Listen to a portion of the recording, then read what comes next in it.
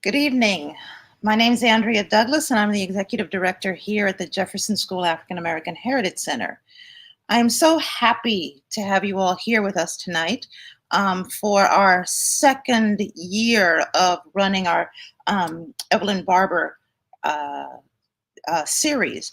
Last year, we focused on the work of African American women in celebration of the 19th Amendment and in recognition of the fact that although most women of color had not received universal suffrage, through the 19th Amendment, they continued to impact the lives of people through policy, through voter registration, and generally speaking, through their interaction in communities. And so that series really allowed us to dig deeply into the lives of Black women and how they function as people who push communities forward. And that is what we want to do through this series, is to bring to light the stories of people, in particular women, who are making significant inroads and changes into the way that people live and engage with each other. So this year, we'll offer a series of lectures that we're calling Climate Warriors. And we're interested in thinking about the idea of environmental justice. Some might argue, well, you're a cultural heritage center. Why are you concerned about this? Well, we're concerned about it because we are concerned about the history of African American peoples, and climate justice, social, environmental justice definitely impacts the lives of Black people. And we want to articulate how that occurs. It is fitting that such a subject would be part of the Evelyn Barbour series. Some of you may have known her before she passed in 2014 at the age of 78. But she was an alumnus of the Jefferson School where we are. She was an avid advocate, for want of a better word, for the programs that we produce here at the Heritage Center since 2013. She was on our advisory committee.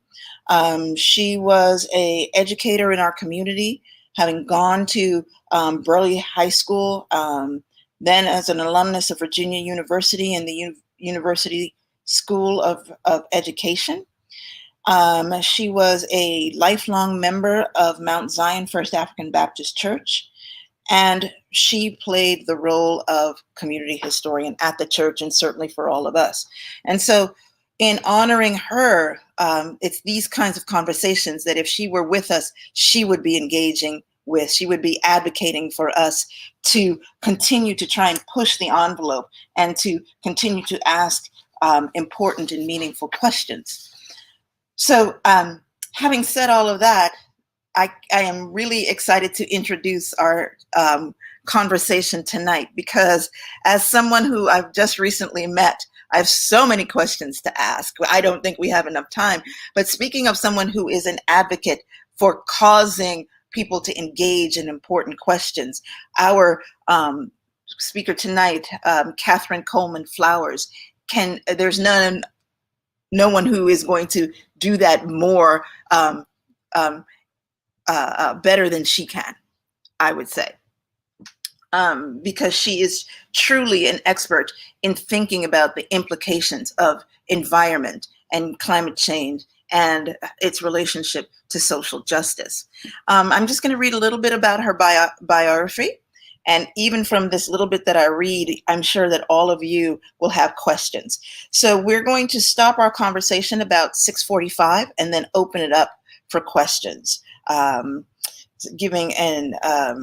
We'll give you a prompt at the time that we do that. So let me first read this bio. So Catherine Flowers is the founder of the Center for Rural enterprise, and environmental justice, which seeks to address the root causes of poverty by seeking sustainable solutions. She's the Rural Development Manager for the Equal Justice Initiative, which serves the citizens of Loudoun County, one of the 10 poorest counties in Alabama's Black Belt. Catherine brings significant resources to address its many environmental and social injustices. Her work there addresses the lack of sewage disposal infrastructure and the legacy of racism and neglect stretching back to the time of slavery. Catherine is an internationally recognized advocate for the human right to water and sanitation, and she works to make the UN Sustainable Development Agenda accountable to frontline communities. She's a professor of practice at Duke University. Flowers grew up in Loudoun County, Alabama, an area plagued by poverty and failing infrastructure, which often results in raw sewage in yards and waterways and contaminated drinking water for residents. With a deep understanding of the historical, political, economic, and physical constraints that impede the implementation of better infrastructure in the region, she has engaged collaborators across a broad range of disciplinary expertise to document how lack of access to sufficient and sustained waste treatment and clean water can trap rural, predominantly Black populations in a vicious cycle of poverty and disease. In 2011, Flowers worked with the UN Special Rapporteur to uncover the startling level of poverty in Loudoun County and southern United States more broadly. With the Columbia University Law School Human Rights Clinic and the Institute for the Study of Human Rights, she published Flushed and Forgotten: Sanitation and Water and Wastewater in Rural Communities in the United States in 2019. Most recently, her book, Waste: One Woman's Fight Against America's Dirty Secret, was touted in the New York Times, described as written with warmth, grace, and clarity. Its straightforward faith in the possibility of building a better world from the ground up is contagious. And I have just been speaking with Ms. Flowers for just a few minutes, and already I am a devoted follower. Ms. Catherine Flowers, thank you for coming to speak with us tonight. Thank you for the invitation. I'm happy to be here. Oh, good. First, I want to ask really quickly. Say Loudoun County for me. I feel like I'm saying it wrong. Okay, it's Lowndes. Lowndes. Lowndes County. And Lowndes County, just to give a little bit of historical perspective, the person that Lowndes County was named for has 3 counties in the South named for him. One is in Georgia, Alabama, and Mississippi, because before John C. Calhoun, he advocated secession from the Union over the issue of slavery. Okay. And you are a native from Lowndes County. Yes, I am. And Lowndes County, Alabama is located between Selma and Montgomery. So most of the historic Selma to Montgomery March Trail goes through Lowndes County. Okay. And tell us a little bit about what it was like growing up there, since it's an area of your research and work. What was it like growing up there? Well, it was the place where my father was from. And it was because my father was from there. I knew a lot of people because of in these rural communities, a lot of these people settle areas because of the family connection. So I had a lot of cousins that lived there. But what was so different, I think, about Lowndes County was his history. And Lowndes County was very much a part of the voting rights movement. It was the home of the original Black Panther Party, which was founded there.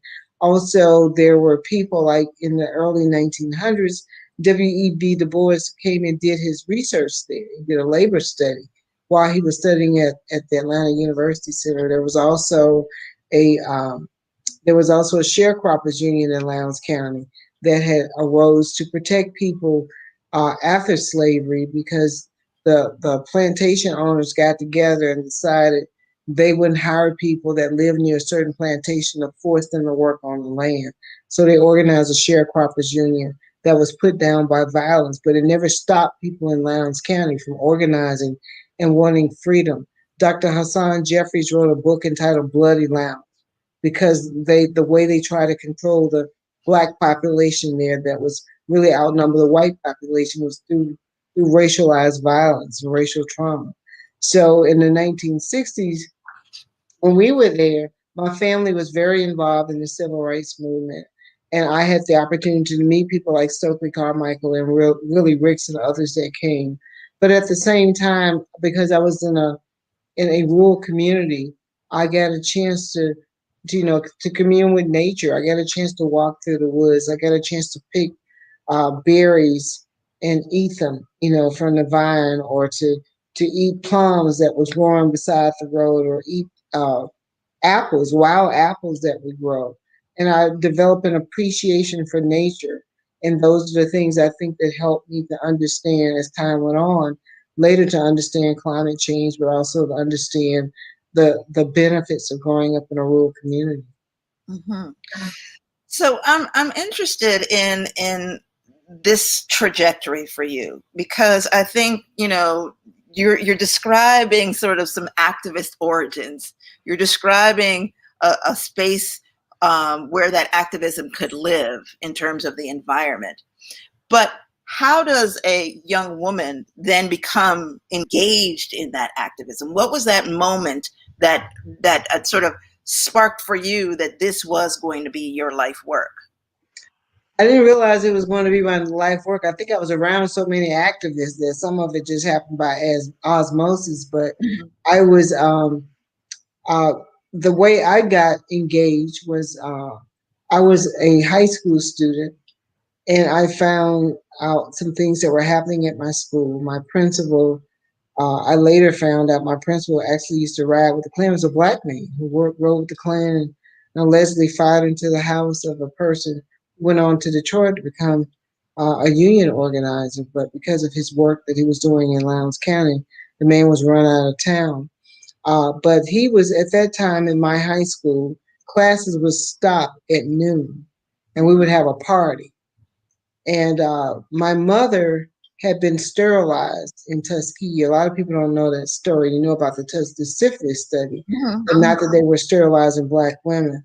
But she became a spokesperson for the women that were, and she had been hired by the welfare rights organization to find women in the black belt and get them to sign up to be part of this lawsuit where they um, challenges, because it was funded by the government. And she was BBC came to visit our home, and while they were there, they were accompanied by uh, a local reporter who told my parents, and my parents had me there sitting with them while my mother was being interviewed about, she was a spokeswoman for these women that had been sterilized. So this during one of the breaks when they were in filming, he talked about the fact that they had found a 9-year-old girl in Montgomery, which is the capital city and borders Lowndes County, with a pajama bottom wrapped around her neck. And the allegations were they suspected that my principal was a part of this because he had been providing black girls to his white friends in Montgomery. And that kind of struck a nerve with me. And after that, I was invited to because my parents told the reporter that I was a poet, and I was invited to do a local television show. And while I was there, a woman came to me and said, "Catherine, um, I would like for you to write your story about what is happening at your school." She was working at a project then that was funded by the American Friends Service Committee that was looking at desegregation of public schools. And I wrote about my school.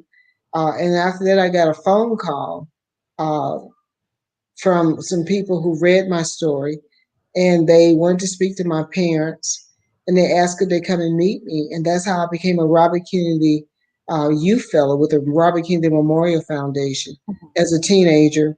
And my job was to learn about the Alabama law, school law, and document what was happening in my school, which led to the removal of my principal, the removal of the superintendent who quit after we went after her, and the changing of the name of my school from Lowndes County Training School to Central High School, which is what it is today. Wow. Wow. I can imagine you felt your power at that moment, understanding that you could really make some deep change in people's lives. Um, So it sounds to me, given the history that you're able to relate, that history is an important part of your practice as well. Can we talk a little bit about, you begun to describe the history of this place, but can you tell us a little bit about what would have been the environmental concerns in Loudoun County that you would have been reacting to? Back when I was when I was a child, I think the environmental concerns were at that time there was, there were lots of crops. It's an agriculture area, so there were lots of crops there, and they were spray DDT over these crops. But back then, if excuse me, if people lived on the land, or live in our case, we lived close by where people were farming and planting crops, usually cotton, and then they would spray this DDT. And I noticed that when I would walk down these roads, because the roads weren't paved, when I walked down these roads, I would see dead birds and dead snakes.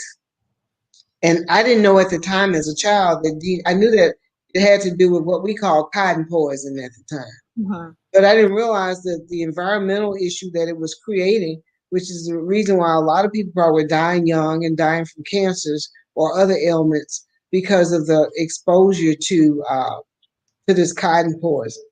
And then later, actually, I tell a story in my book where one of my cousins who lived nearby, my father noticed that every time they would spray this cotton poison, she would get sick. So what he did, I came from a family of activists. So what he did, he actually wrote down the name when that plane came over above us, this crop duster.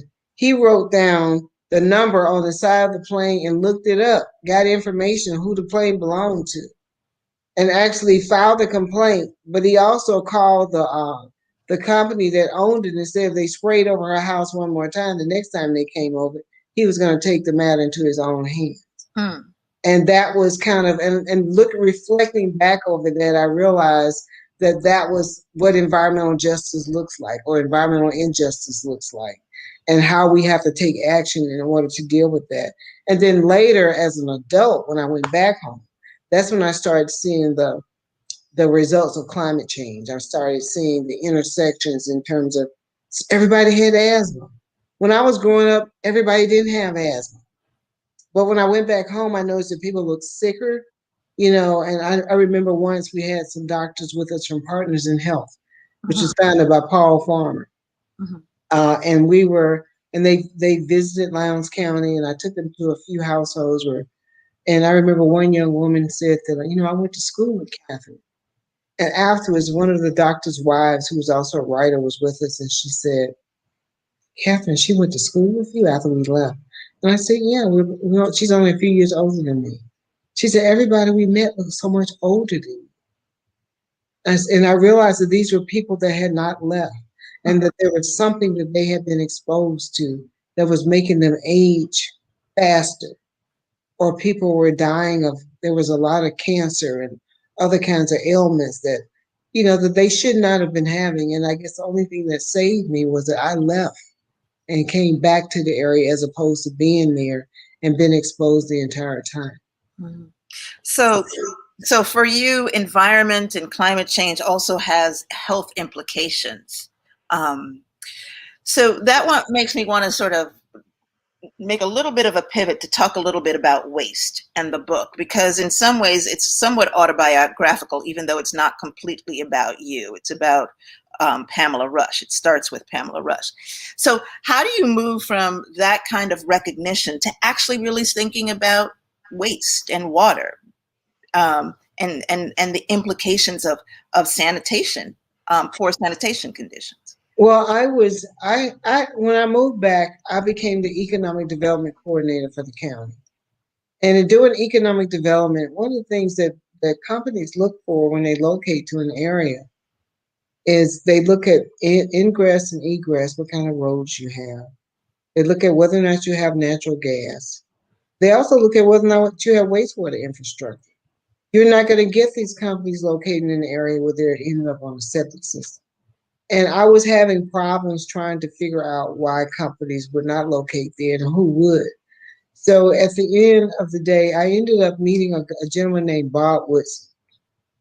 I was in I was in DC for a faith-based summit, and he was one of the speakers. But I had also seen him on television when they had the presidential race. And they were trying to determine whether George Bush or Al Gore was president, and he was speaking on behalf of Bush. But I happened to run into him after this, and he talked about his work in neighborhoods. So I approached him and I said, "I really need your help."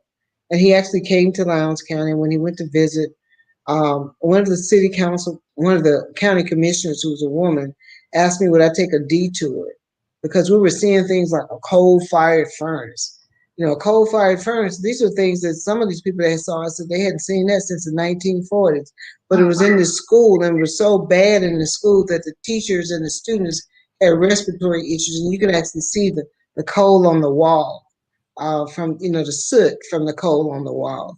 And then but we had, along as part of this trip, we were asked to go visit this family.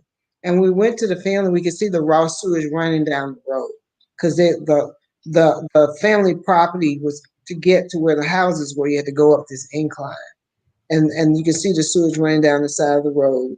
And there were a number of trailers there. And the family, the mother and father, lived in one of the double wide home that was there. They had a failing septic system, but as we got out of the car and we walk up that road to go to the house where the family lived, a man stopped us, and he went to Mr. Woodson. He was crying, and he said he was a pastor, and his church had could not meet because the judge had said they would go to jail because they did not have a septic tank. And the family that lived in the house, the McMeans, they had already been placed under arrest because they didn't have a functioning septic system. And Mr. McMeans also cried and asked Mr. Woodson to help them. He was so moved by what he saw because he had not seen it. And he said, they're criminalizing poverty. And he ended up calling a friend of his. His name was Bill Raspberry. And William Raspberry, was a nationally syndicated columnist who worked for the Washington Post. And he was the first person to write a national column about what we saw there. And that was how I got involved and became aware of the wastewater problem, because I didn't know that people were being arrested because they could not afford on-site septic systems. So I really kind of pivoted from being the economic development coordinator for the county to actually becoming a full-time environmental activist, learning about this wastewater problem, how many people were impacted by it, and what we could do to solve it. Yeah, that's an interesting thing. One of the projects that we're working here on in Charlottesville is looking at racial covenants and trying to map those racial covenants. But the other piece of that is layering on top of it the ability for people to get public works, for them to get their water lines, for them to get their septic things. And one of the things that we've been noticing is that mostly in African American communities, historically here, it was these very real sort of conditions of not having water or sewage that really sort of retard a community and really sort of create moments of poverty. So I wanted to ask, because we've got a historic condition here. You're describing a historic condition there. In the work that you're doing, as you're thinking about it nationally or even globally, how are you seeing the role of poverty and then the lack of real public works types of services in terms of how people live and how people are able to survive? Oh yes, it's not just it's poverty and race. What we've seen, like in Alabama, we primarily see poverty and race colluding to create these situations where there are people that feel that if you're poor, you're in that condition because you want to be in that condition, or people that are reinforcing these what used to be covenants. They're not covenants anymore. They just have done it for so long that they think it's right. For an example, I was just on last week, I was part of a meeting where there's a part of a city that is where the Black community doesn't have, they have on-site septic systems and they're failed. Like today is raining here, so you're gonna more likely have fairies whenever there's rain because our water tables are so high. And then we have soil that holds water too, so the technology doesn't work. So the people in her community, the city councilwoman's community, wanted to become part of the sewer system that's available here. The same waterworks provide them with water. So when we had the meeting, there were people that were part of the Zoom meeting that basically said that should have been built. These the sewer system should have been built when the developers built the property. Now, 9 times out of 10, it wasn't developers that built the property. These were places where only Black people could live at the time. And the only place where they would sell land to them, a lot of these areas were redlined. And they never even had the opportunity to put sewage in those areas.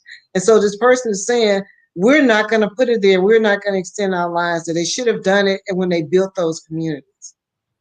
And that's an example of the kind of racism that we see. And I said, this is just, and I basically said to them, this is the same issue that has created this in the first place, because what you're saying is that because they're Black or because they're poor, if they didn't put it there 50, 60, 70 years ago, when you know that this was doing at the height of racism, that you feel it's not your responsibility as a public utility to extend it to those areas, and they have to stay on septic systems. And that's just one example, but I've gone to places, in places like, for an example, in Centerville, Illinois. In Centerville, Illinois, which is just outside of St. Louis, I saw more raw sewage on the ground there than I saw in Lowndes County. If you go to the Central Valley, there's a place called Allensworth there. Allensworth was founded to be the Tuskegee of the West. This was the first community in California that was organized and financed by people of color, by Black people. And they were going to build a vocational school there. But Colonel Allensworth was run over by some guys that were white that killed him, and that led to the end that next week the process that had started in the California legislature stopped. But also this was a community where they had a Lake Tulare, and the local growers there suck so much water out of the ground that the water is now arsenic, and you can't drink it because the parts that's naturally forming arsenic is greater than the parts of the water. And a lot of the people living there now are migrant workers or immigrants, and they're either a straight pipe or they're on failing septic systems. If you go to Alaska, what you're going to find there are people that are either their wastewater treatment is failing because of melting permafrost and climate change, or they never got it. And these are indigenous communities where people are still using honey buckets. So you find this all over. Even in Virginia, there are communities in Virginia now. I know there's a woman there who had worked with the Department of Public Health there and did I went to a conference once, and she did a presentation on what she called them wastewater islands, where they have in Virginia, where there are a lot of freedmen communities that still do not have access to sanitation. Mm-hmm. And that's throughout the United States. And I saw where same thing in Appalachia. There are a lot of white communities, poor white communities, that don't have access, and indigenous communities in the southwestern part of the U.S., especially Navajo Nation, that don't have water or wastewater infrastructure, which, according to the Sustainable Development Goals, especially Sustainable Development Goal number 6, is the human right to water and sanitation. Right, right. So a quick switch again, because you have won a MacArthur Genius Award. And so I wanted to ask first, what did it feel like when you first heard about it? Like, how did you hear about it? Tell me about that. I was at home one day, and I think I was because we were all. This is during, the height of the pandemic. This was in September, actually, when I got the call, and I was between Zoom meetings, and my phone rang, and I almost, we don't answer a phone number that we don't recognize, but I answered the phone only because it was from a place where I thought maybe somebody would be calling me from. And I answered the phone, and I was told who it was. And I recognized the name because I knew, I knew that person through some other work, not directly, but I knew the name. And then she said, I'm calling. She said, are you by yourself? I said, yes. She said, we're calling to tell you that you have won the MacArthur Award. And I said, hold on a minute. I put the phone down. And I guess the best way for me to describe myself is that I was like Medea dancing in a holiness church. So I had to collect myself and pick the phone back up and start the conversation again.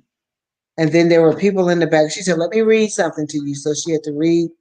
Well, I don't know what I'm supposed to be telling all this or not.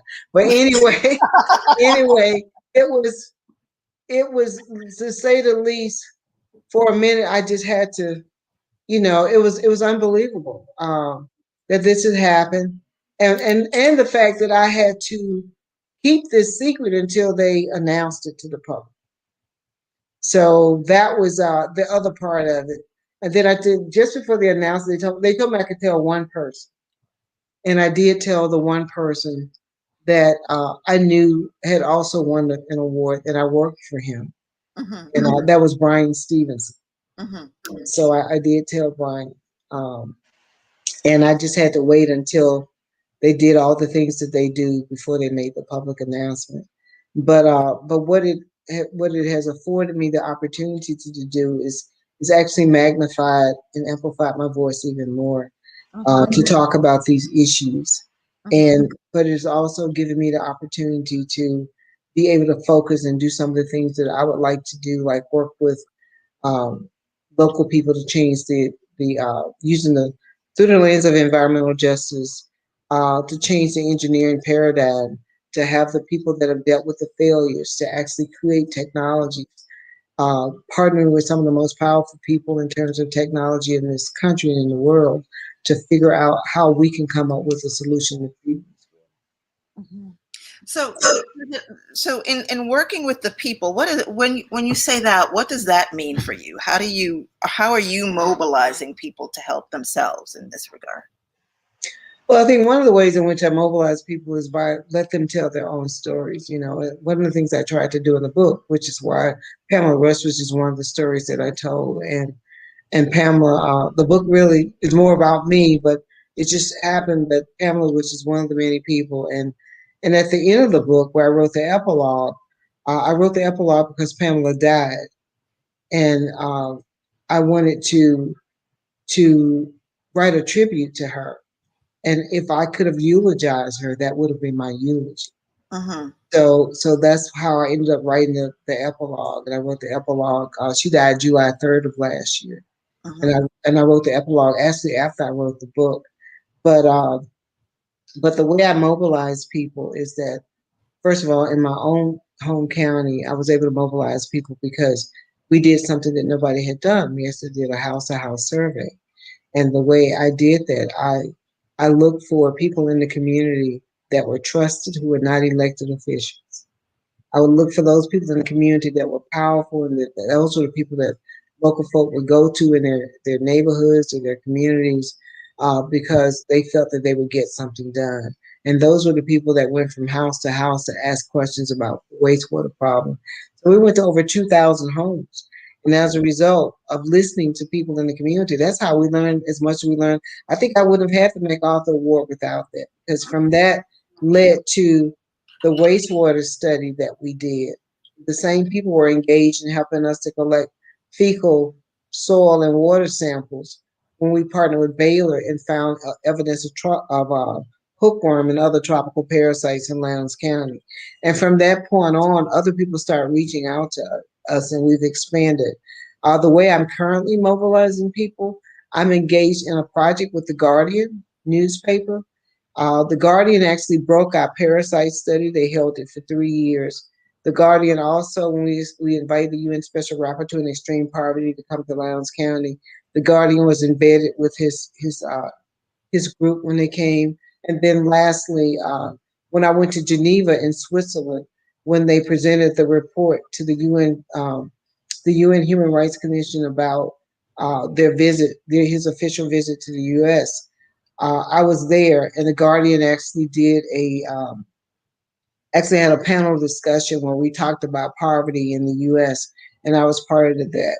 So the Guardian seemed to be the natural partner when they reached out and said, let's do a year-long project on wastewater, looking at wastewater around the U.S. Because one of the things I raised is that we don't have clear figures on who's having issues with no septic at all, or people that have been failing septic system or on failing wastewater treatment plants. We don't have those figures because the government took that off the census back in the 1990s. Hmm. So we have partnered with the Guardian where we're actually doing a study and we're asking people to self-report. And I like to make the website available, or you can Google me and find it, or write me and I'll send it to you, where you can actually go in and report whether or not you see um, a wastewater system that's failing, no wastewater treatment at all, or a decentralized system that's failing. And we're going to take this information and we're going to map it to show what each problems are existing around the U.S. and in U.S. territories. And we're also looking for stories. We're asking people to report if there's an area that you think we should do a story on, because the first story was on Centerville in Illinois, and there will be other stories. So if you feel that there's a city or a rural community that you're a part of, or that you know about, that they should send a reporter to report about these issues, to do that. And that's how we're mobilizing people around the country around this issue, so that hopefully we can help the politicians and policymakers on the federal level write the type of policy that's necessary to address this once and for all. Mhm. And just to go back quickly, you said you were working with some of the engineers and some of the tech companies and whatever to sort of work on the. Can you explain that a little bit more to what that Uh, work is like? well, this is what we're doing. we're actually we're shifting the paradigm, the engineering paradigm. The engineering paradigm is usually somebody coming into the community for a few days or whatever, and then trying to design a solution without knowing what failure looks like. So we're going to shift that paradigm. And what we're going to do is have people sitting at the table who actually live with the failures, to be part of the design process. And we're going to go to Huntsville, Alabama, where they have more scientists and engineers per square mile than probably anywhere else in the South, maybe anywhere else in the US. And we're going to get with them because also the Space Command is going to be located in Huntsville. That's where the Johnson Space Flight Center is. And we're going to partner with them for the purpose of figuring out how they use wastewater, how they treat wastewater in outer space, to figure out how we can do that here on Earth in such a way where we can uh, redesign wastewater treatment from the way it is now, to maybe we can do it to a household level where it would be something akin to an HVAC system. So when the water goes through there, it can be reused and recycled like they do on the space shuttle.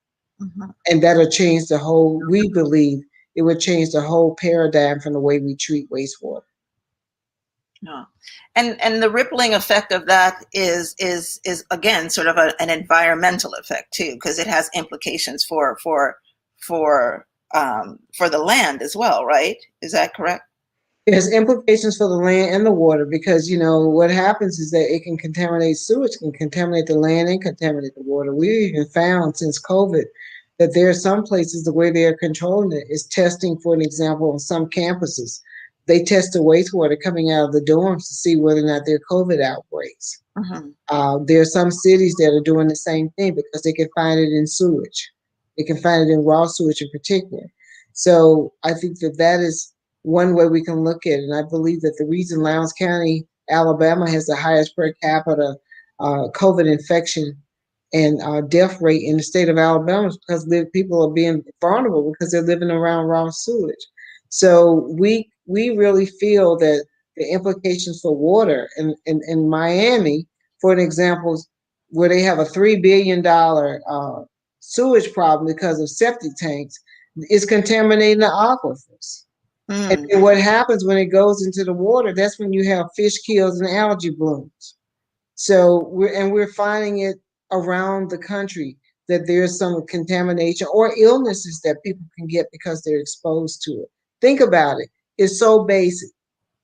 how many people that are listening will actually go to a restaurant and eat food where, you know, people are going and using the bathroom and not washing their hands before they go and cook that food?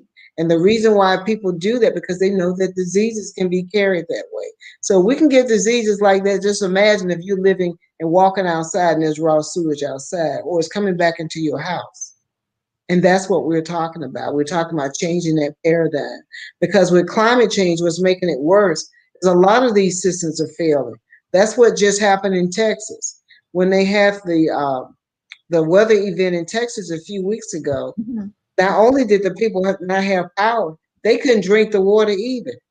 And a lot of people couldn't flush their toilets. So we have to come up with ways. I think that what we're doing, and this is just good old ingenuity. It reminds me of when my mother, when she didn't have money to pay for syrup, and she had to cook breakfast for us, and she made the biscuits. She took the sugar and browned it on the stove, and that was our syrup.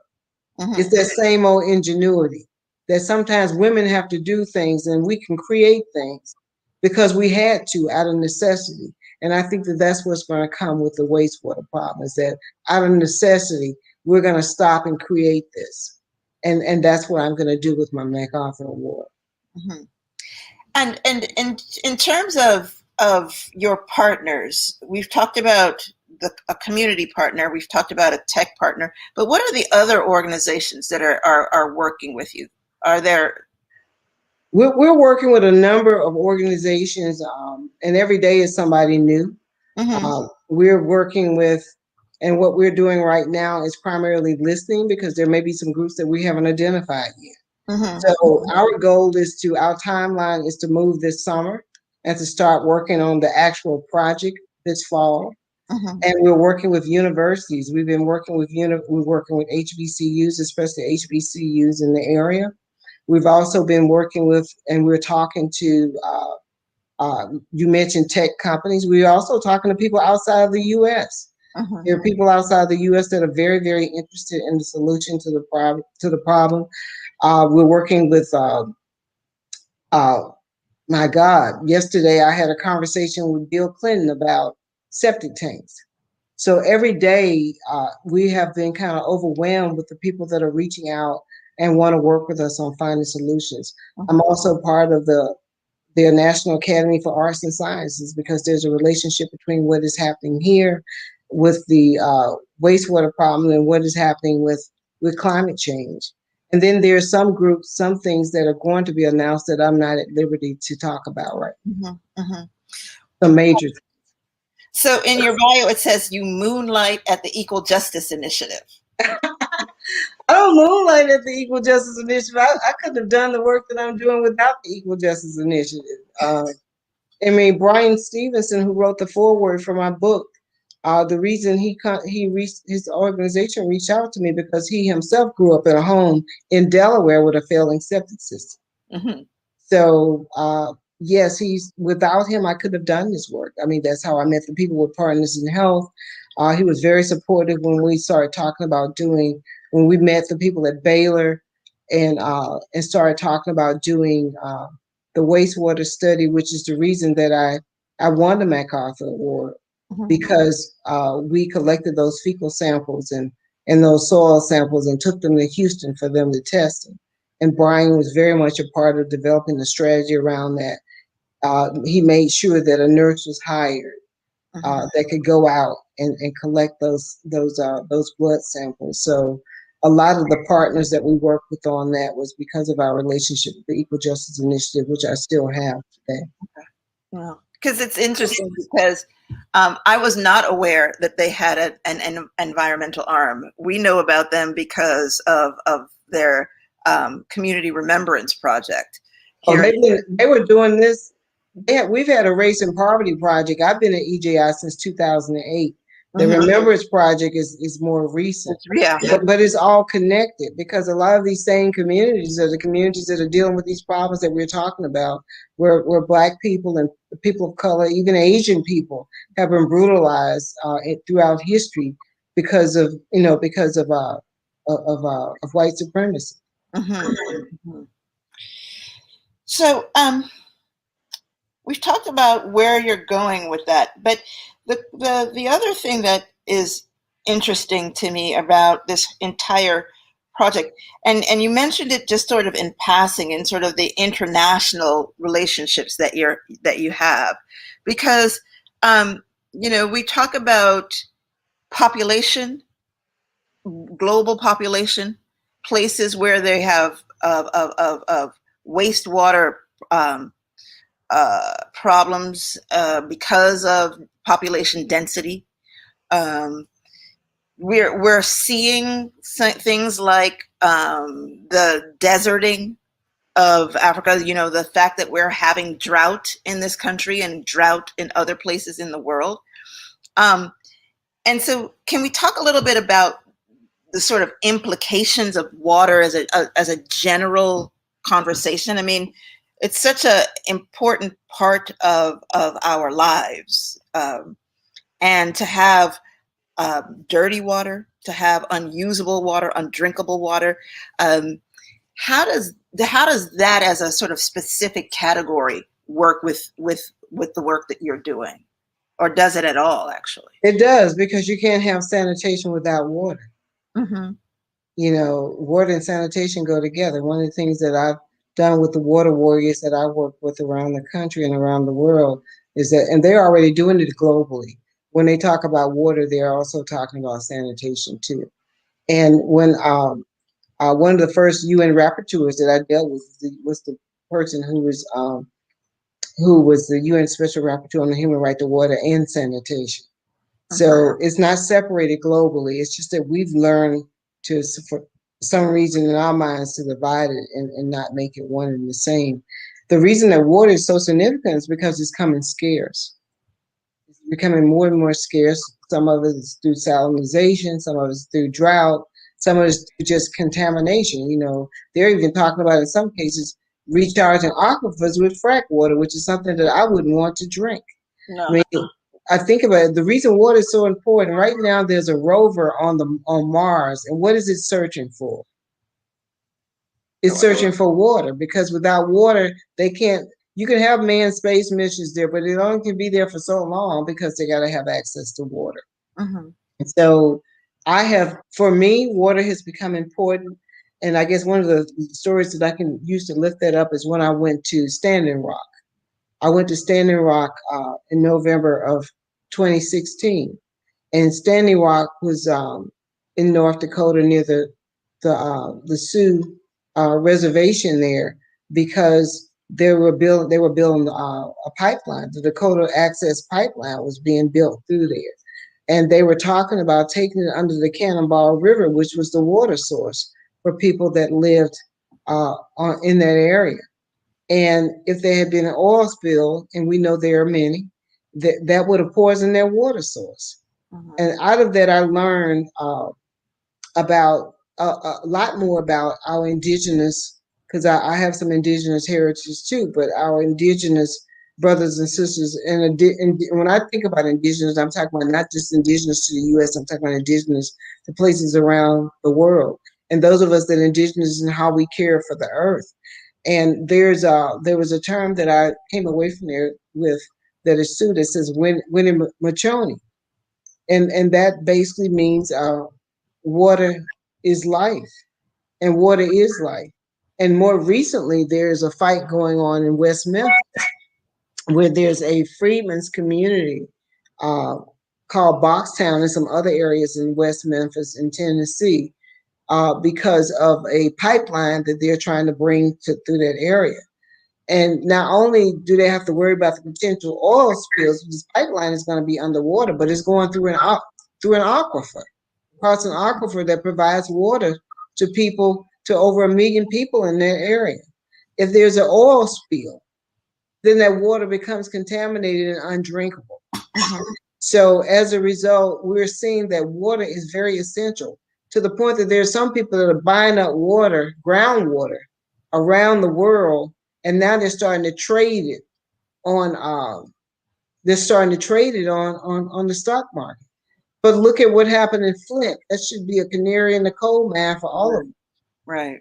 That we cannot allow water to become something that the haves can have, and the have not get what's left over, and it may not be good enough to drink because it's full of lead or other contaminants. So water is essential and essential to life. And one other thing I just have to add to that, just coming out of my faith tradition, we don't have a faith tradition. I mean, part of my faith tradition is being immersed in water. Right. And we're either immersed in water or we're sprinkled with water, or our feet is washed with water.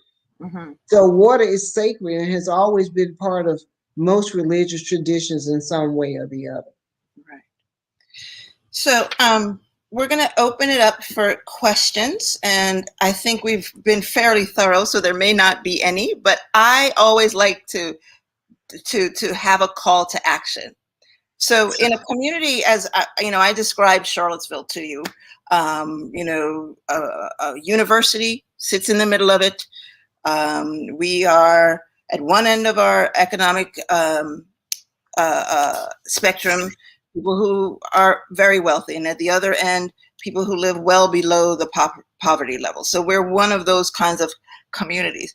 So if you were going to speak to Charlottesville and its citizens and describe a call to action for us, what would you say?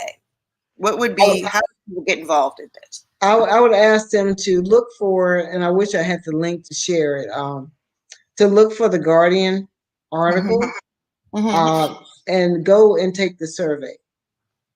Any place where you have seen in your area, because it's not, we're finding areas that are wealthy areas, but the black section of town is having wastewater problems.